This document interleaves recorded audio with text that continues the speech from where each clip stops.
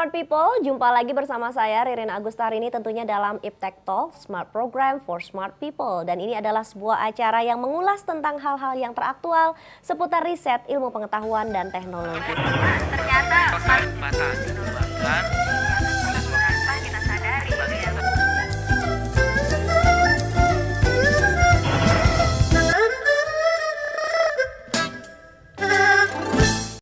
Dan Smart People, Anda tahu seiring dengan meroketnya jumlah pengguna kereta api, tentunya kita ingin mewujudkan satu kondisi, yaitu pelayanan kereta api massal yang aman, kemudian juga nyaman, dan dilengkapi dengan peningkatan dari pelayanan kereta api itu sendiri. Tentunya hal ini perlu banyak sekali perbaikan ya Smart People, terutama untuk masalah kesiapan peralatan persinyalan pengatur jalur kereta. Berangkat dari keprihatinan permasalahan ini, PT Land Industri Persero memulai usaha pengembangan kemampuan teknologi sistem persinyalan kereta api. Untuk itu, Iptek Talk kali ini kita mengangkat tema meningkatkan kualitas produksi CBI melalui pemanfaatan Iptek. Dan tentunya sudah hadir narasumber-narasumber yang sangat kompeten di bidangnya masing-masing. Saya akan menyapa terlebih dahulu Bapak Insinyur Hermanto Dwi Atmoko, MSTR atau Master of Transportation, Direktur Keselamatan Perkeretaapian, Ditjen Perkeretaapian Kementerian Perhubungan. Apa kabar Pak? Baik, Mbak Dirin. Smart People, selamat jumpa. Mata dikembangkan tanpa kita sadari.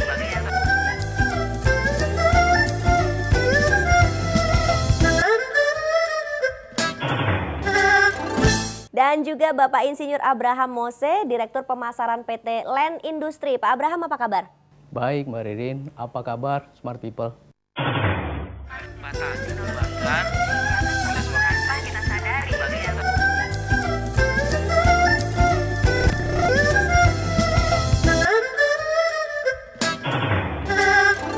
Senang sekali kami bisa menghadirkan Anda berdua karena ini dengar-dengar katanya mau ada satu implementasi yang akan bisa memperbaiki sistem transportasi perkeretaapian kita begitu ya Pak ya. Mungkin pertanyaan pertama untuk Pak Abraham terlebih dahulu nih. Saat ini kan PT Land sedang mengembangkan sistem persinyalan elektronik berbasis komputer atau CBI bahasa kerennya gitu ya Pak ya. Computer Based Interlocking. Apa sebetulnya sih Pak CBI ini dan fungsinya apa? Jadi mungkin saya sedikit mengulas kembali ya apa yang dikatakan Mbak Ririn tadi. Tentunya dengan adanya pertumbuhan atau peningkatan pengguna kereta api ya. Tentunya kita sebagai bangsa Indonesia tentunya juga tergerak memperbaiki atau meningkatkan diri dan kemampuan kita. PT Land adalah sebagai industri strategis ya, PT Land Persero tentunya yang juga punya kemampuan atau mempunyai kompetensi di bidang transportasi khususnya persinyalan ini. Kita coba mengembangkan sistem yang disebut tadi adalah Computer Based Interlocking atau disingkat CBI system. Sebenarnya kalau bercerita tentang perkembangan interlocking ini, kalau bisa dikatakan sejak kita sering bilang sejak zaman Belanda, itu di tahun 1800-an lah kurang lebih seperti itu, bahwa kita kenal dengan persinyalan mekanik. Jadi mungkin sering lihat ada kawat-kawat itu pengoperasiannya pakai handle, ya. Kemudian berkembang terus teknologinya berevolusi. Muncullah yang disebut teknologi interlocking hybrid, di mana ini adalah penggabungan antara sistem relay interlocking dan masih ada sistem mekanik. Kemudian berevolusi lagi sehingga sampailah kepada teknologi interlocking yang disebut interlocking processor, yang kemudian kita masuk kepada pengembangan itu CBI, Computer Based Interlocking. Jadi adalah teknologi interlocking berbasis microprosesor atau prosesor. Ya, baik, jadi itu pengembangan dari teknologi-teknologi yang sudah ada ya. Tapi sebetulnya kalau kita bicara mengenai fungsi, fungsinya apakah ada perbedaan dengan teknologi yang sebelum-sebelumnya? Itu memang jadi satu pertanyaan. Kenapa interlocking yang sudah ada kok masih muncul interlocking yang seperti disebutkan tadi CBI? Jadi itu berarti kita akan berbicara mengenai kapasitas, mengenai kecepatan processing, Ya. kemudian kita berbicara efisiensi, efektivitas, space, ya macam-macam. Kalau dibandingkan dengan sistem interlocking yang sebelumnya, apalagi dibandingkan dengan sistem interlocking mekanik, bahwa kita membutuhkan space yang besar, Betul. ruangannya harus luas. Ya. Kalau kita bandingkan dengan sistem interlocking yang berbasis relay, apalagi besar. Kalau kita datang ke stasiun Bandung atau ke stasiun Solo Balapan, ruangan interlockingnya besar sekali. Ya. Kemudian proses kecepatan melakukan proses perintah untuk menggerakkan kereta atau mengamankan kereta. Juga tentunya di sistem interlocking mekanik atau berbasis relay itu akan lebih lambat dibanding dengan tentunya sistem interlocking yang berbasis elektronik yang sekarang kita sebut computer based interlocking. Dengan Itu CBI ini dengan ya. CBI. Jadi itulah untuk keunggulannya. meminimalisir delay-delay Ya. yang ada gitu ya. Karena tujuannya itu kan konsep dasar Ya. interlocking itu adalah untuk melakukan pengaturan dan pengamanan perjalanan kereta. Dan sekaligus tentunya mendeteksi posisi kereta ada di mana. Kesemua ini kalau kita lakukan dengan konsep-konsep interlocking tadi, itu butuh waktu yang lama. Tetapi begitu dengan konsep CBI, itu akan lebih cepat dan real time. Oke, baik. Sekarang saya ke Pak Hermanto nih. Kita bicara mengenai dunia perkereta apian kita saat ini kan sedang disorot, Pak. Dengan ya kita tahu belakangan ini banyak sekali terjadi kecelakaan begitu ya. Kemudian juga banyak hal-hal ya entah itu dari human error ataupun juga dari sisi teknologinya begitu. Nah, dengan adanya sistem CBI ini yang nantinya rencananya 2012 ya Pak Iya, rencananya. akan digunakan ya. Mulai digunakan tahun Mulai 2012. digunakan 2012 dan 2011 ini uji Uji coba lapangan. ya, uji lapangan ya. Apa yang Pak Hermanto lihat, apakah memang sistem CBI ini bisa meminimalisir keadaan yang sekarang ini sering terjadi? Kita bicara mengenai keamanan dan kenyamanan atau gimana Pak? Untuk keselamatan kereta apian sebenarnya untuk kecelakaan gitu sebenarnya ada 4 faktor penyebab kecelakaan. Baik. Yaitu faktor pertama adalah penyebabnya adalah prasarana, kemudian faktor kedua adalah sarana, kemudian ketiga adalah SDM, dan yang keempat adalah faktor di luar itu yang faktor luar. X factor ya. Iya. Sedangkan untuk prasarana ini termasuk di dalamnya adalah sinyal ini. Jadi salah satu untuk mengurangi tingkat kecelakaan dengan cara modernisasi persinyalan. Oke. Sehingga dengan demikian mengurangi campur tangan manusia sedikit mungkin. Di samping itu juga mengingat operasional kereta api itu masih mengandalkan manusia, artinya masinis masih melihat lampu merah atau hijau. Sehingga kesalahan fatal dari memprediksi warna misalnya atau ngantuk atau dan sebagainya menyebabkan fatal sekali. Oleh karena itu kami dari Direktorat Jenderal Perkereta Apian sedang melakukan kajian untuk penggunaan automatic train protection. Automatic train protection ini adalah untuk sebagai pelengkap dari suatu peralatan persinyalan untuk mencegah apabila terjadi fatal yang menyebabkan tidak bisa berhenti, dengan alat ini bisa berhenti secara otomatis.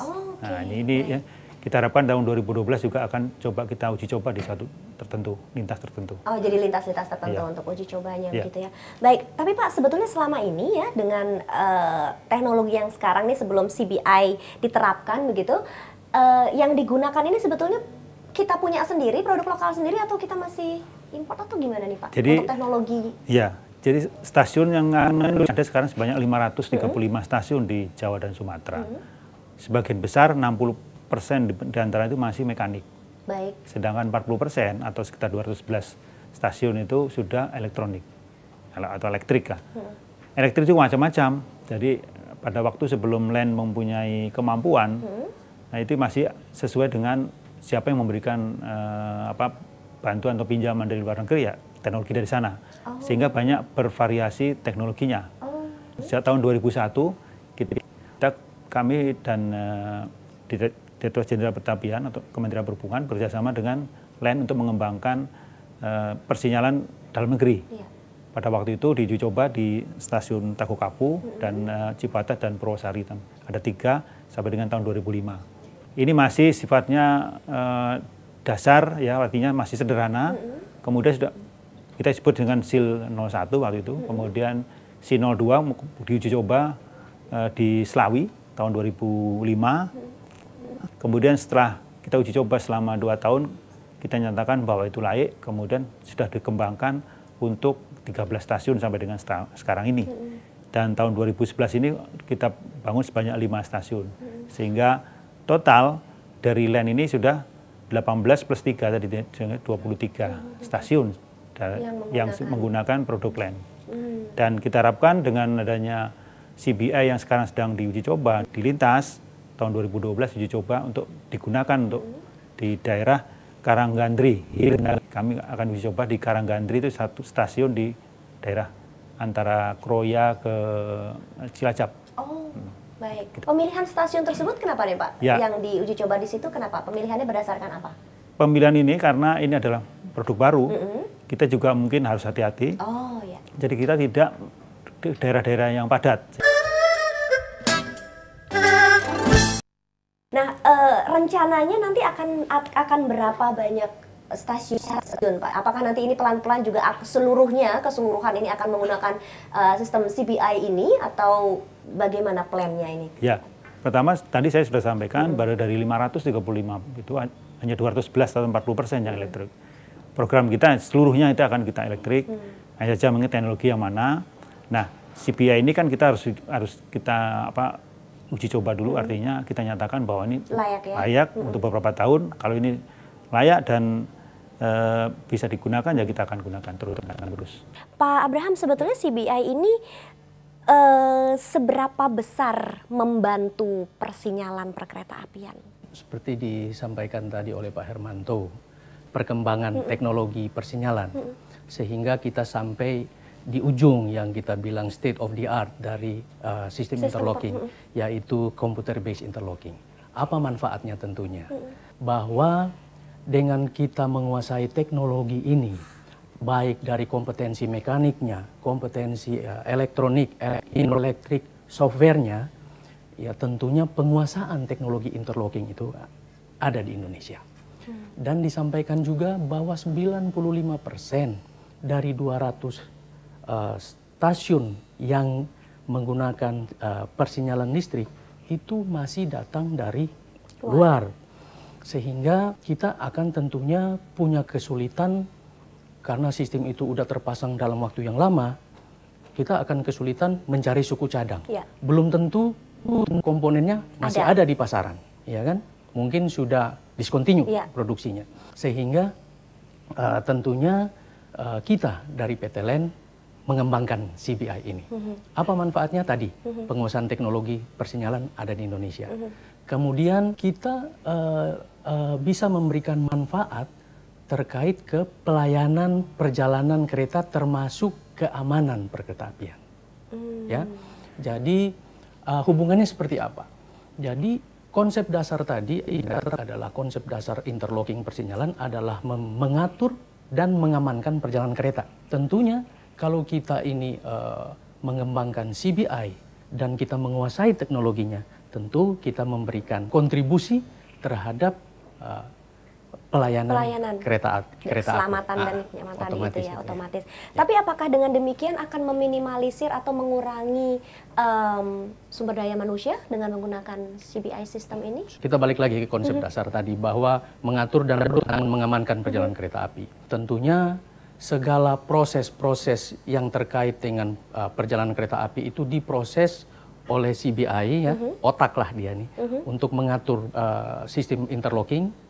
Kemudian dia memberikan perintah keluar berupa perintah sinyal, apakah itu lampunya berwarna merah atau hijau, atau perjalanan kereta harus ke kiri atau ke kanan, maju atau berhenti, tetapi semuanya kembali lagi sebenarnya ke si masinis. Bagaimana dia menginterpretasikan yang secara visual dia lihat, apakah itu harus stop, apakah itu harus berjalan, apakah itu harus ke kiri atau ke kanan, kurang lebih seperti itu. Jadi saya langsung sambung saja kalau gitu ke Pak Hermanto, karena kita bicara juga mengenai manusianya ya Pak. Kita bicara di sini adalah masinisnya begitu. Apakah merupakan kendala untuk Bapak dan juga Dirjen Perkeretaapian Kementerian Perhubungan ini, bahwa masinis-masinis yang ada ini bisa menyerap dengan mudah teknologi ini?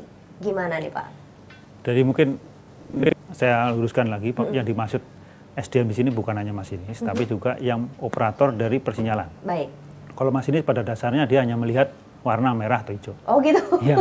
Kemudian kalau operator ini yang penting sekali karena dia berkaitan dengan dia mengoperasikan, merawat.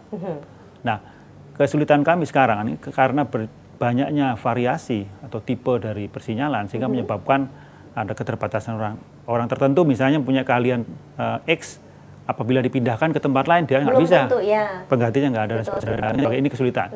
Sehingga kita mencoba akan melakukan standarisasi, diantaranya dengan menggunakan CBI ini. Kalau ini sama semua sehingga tidak ada kesulitan bagi SDM.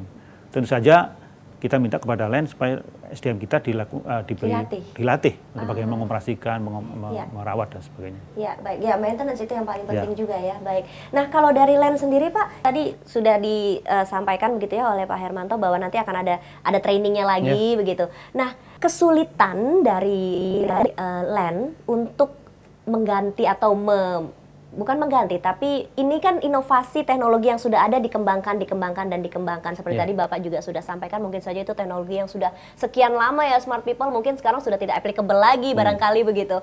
Nah, tentu ada kendala kan yang dialami untuk penggantian, kemudian juga untuk memberikan training kembali untuk para operator ini. Nah, ini strateginya, rencananya gimana nih Pak ke depan satu persatu? Pertama, bahwa kita melakukan pengembangan ini tentunya sangat didukung oleh Kementerian Ristek dan Teknologi dan mendapat arahan juga dari Kemenristek, sehingga kita membentuklah satu komunitas atau satu sinergi antara lembaga-lembaga penelitian yang ada di Indonesia, termasuk perguruan tinggi tentunya, kemudian ada kami sendiri PT LEN, dan tentunya user, dalam hal ini ada Kementerian Perhubungan, Direktorat Jenderal Perkeretaapian, dan PT Kereta Api. Semua ini kita coba istilahnya mencurahkan kira-kira brainstorming ya tentang persinyalan ke depan. Nah, otomatis dari situ balik lagi penguasaan itu sudah ada di Indonesia. Tentunya dengan mudah kita pun melakukan transfer of teknologi, transfer of know-how-nya kepada pengguna, kepada PT Kereta Api maupun Ditjen Kereta Api. Jadi pemahaman ini bisa sangat cepat. Dan kita sudah lakukan juga itu di PT LEN, bahwa kalau tidak salah bulan kemarin itu sudah kurang lebih 20 orang dari Ditjen Perkeretaapian yang ikut training di PT LEN. Ya, selain belajar tentang konsep-konsep persinyalan, juga kita libatkan dalam litbang dan di lapangan. Jadi balik lagi kalau kita bicara pengembangan ini sesuatu yang never ending lah. Ya. Jadi begitu CBI ini terpasang, tentunya kita harus evaluasi. Untuk melakukan uji coba di track, kita pertama harus butuh test track. Ini sekarang di Indonesia ini kita belum punya test track.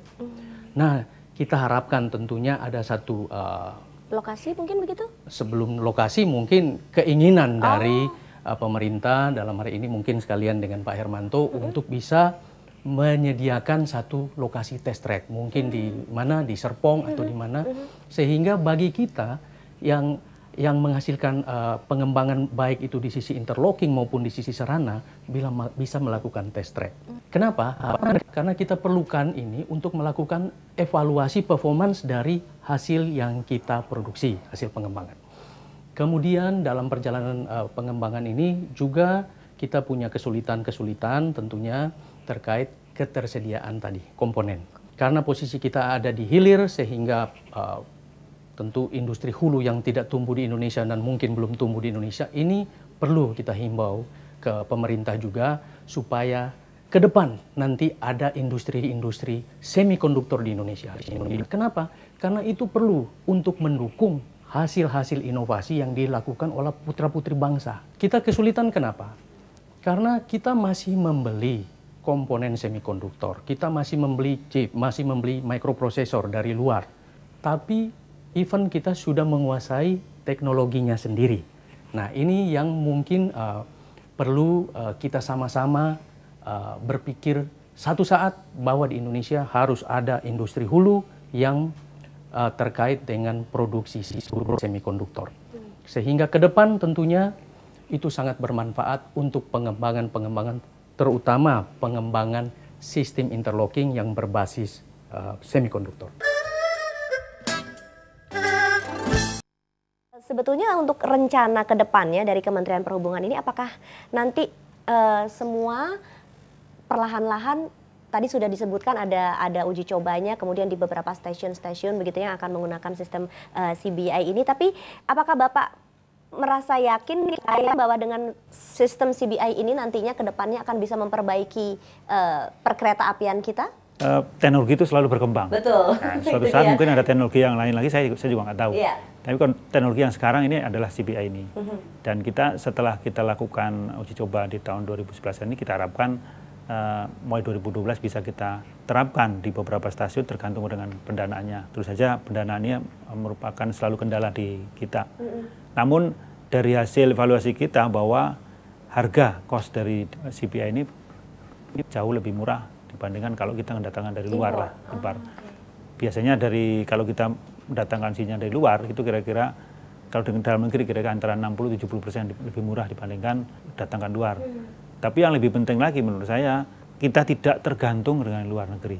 Jadi kita bisa meningkatkan produksi dalam negeri, kemudian SDM dalam negeri kita bisa tingkatkan. Di samping itu juga kalau tergantung orang lain, artinya luar negeri, kita ada komponen sedikit saja yang susah. Ya? Kalau ini lain tinggal telepon, perbaiki lebih mudah. Oke, sekaligus juga tadi reduce cost itu tadi ya Pak ya? Otomatis secara keseluruhan biaya perawatan maupun operasinya saya kira lebih murah, lebih ditekan ya, gitu ditekan. ya. Oke, baik. Nah tentunya ya smart people ya, kita mengharapkan bahwa kita bisa mendapatkan kenyamanan dan keamanan begitu ya, tidak mengeluarkan biaya yang terlalu besar tapi aman dan nyaman. Inginnya kan begitu ya Pak kita semua ya. Apalagi kalau untuk masalah transportasi massa begitu ya. Baik, nah dari PT LEN sendiri setelah CBI sistem ini, apakah ada rencana juga untuk menerapkan di beberapa moda transportasi lain atau bagaimana ini? Pertumbuhan pengguna kereta api ini kan pesat ya. Dan pengembangan transportasi moda kereta api ini di mana-mana sekarang. Selain tadi yang sudah disampaikan Pak Hermanto bahwa baru kurang lebih 200 stasiun yang menggunakan sinyal listrik. Tentunya masih ada 300 stasiun yang harus kita ambil. Atau paling tidak ini merupakan pangsa pasar yang ada. Bagaimana putra-putri bangsa ini untuk bisa melakukan pengembangan di sistem persinyalan interlocking di Indonesia. Masih ada peluang. Yang kedua tentunya adanya peluang sekarang untuk jalur-jalur baru. Akan ada MRT, kemudian akan ada airport link, akan ada double track, double track, kemudian pengembangan perkeretaapian di luar Jawa, di Kalimantan, di Sulawesi, di Papua yang sudah dibicarakan. Jadi ya kita tidak berdiam diri, harus terus update terus ya, update untuk melakukan pengembangan interlocking system ini ya. Baik. Nah, sebetulnya apa sih Pak himbauan, harapan dari Bapak mewakili dari Ditjen Perkeretaapian Kementerian Perhubungan terhadap kita semua begitu ya, masyarakat terutama ini pengguna kereta api. Apalagi kita tahu sekali ya smart people ya, kalau sudah mendekati lebaran, hari-hari besar itu jumlah penggunanya itu bisa berkali-kali lipat gitu ya. Ini gimana nih Pak Hermanto? Ya, memang moda kereta api ini juga apalagi untuk angkutan lebaran cukup diminati masyarakat. Sehingga kalau beberapa hari yang lalu mungkin pernah lihat orang ngantri di stasiun untuk mendapatkan tiket agak sulit. Jadi kami mengimbau kepada masyarakat yang akan mudik, pertama adalah tidak memaksakan diri apabila memang sudah penuh. Nah, sehingga karena ada batas toleransi dari jumlah penumpang yang sudah ditetapkan.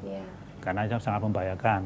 Pertama itu, yang kedua juga jangan berada di tempat yang tidak diperuntukkan, seperti di atap kalau di Jabodetabek atau di kabin masinis dan sebagainya. Ini yang kita himbau selalu.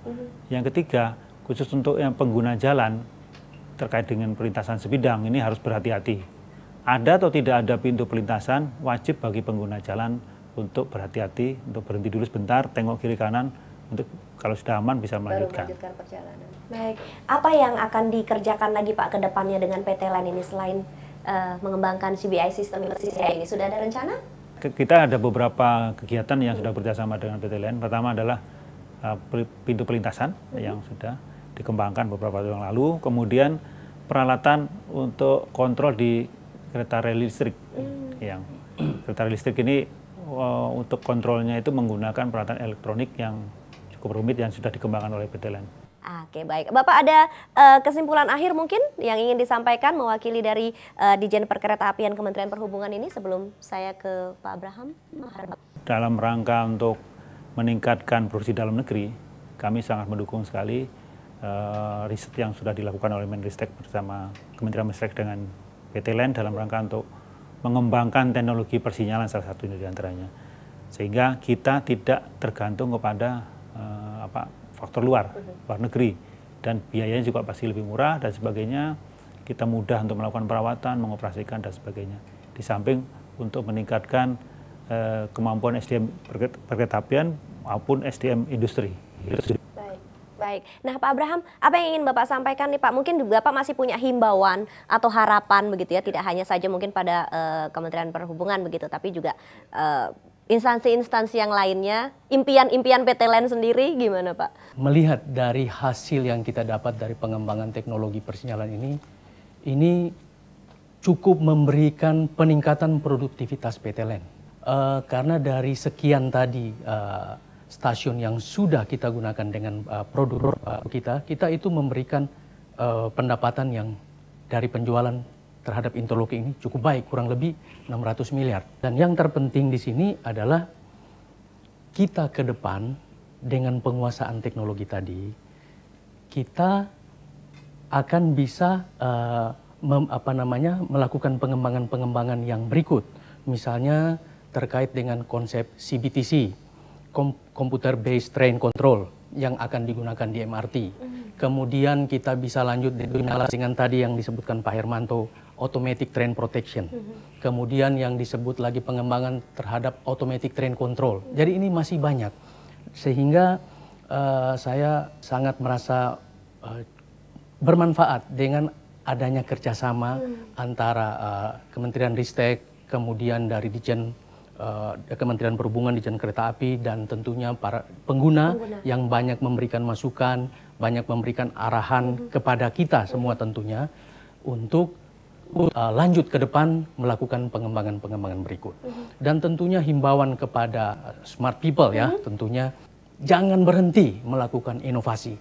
Karena iptek itu sangat bermanfaat dan kita akan merasakan manfaatnya nanti. Di satu ketika nanti begitu ya. Dan ini tentunya juga untuk menggali potensi anak bangsa karena ini semua pembuatnya, kita bicara bukan komponen, masih ada beberapa mungkin yang harus diimport begitu ya Pak ya untuk komponen, tapi untuk inventornya, pelaksananya semua anak bangsa ya Pak ya? Betul.